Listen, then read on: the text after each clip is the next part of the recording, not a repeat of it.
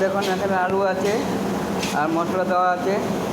এখানে বেগুন দিয়ে, এই যে দেখুন বেগুন আছে, বেগুন ভাজা হবে, তারপরে এটাতে তরকারি হবে। এটা মশলা আলু তো ভাজা হয়ে গেছে, ওই জন্য মশলাটা করে দিয়ে দিচ্ছি। বেগুন দিয়ে, আলু দিয়ে, টমেটো দিয়ে তরকারি করা হবে। আপনারা বাড়িতে করে খাবেন, দেখুন ভালো লাগবে খেতে।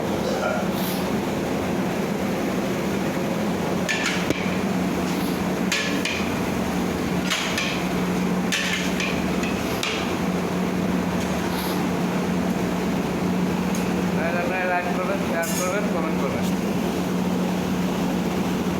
আলুটা নামা, ওটা থাক, ওটা আলু হয়ে গেছে।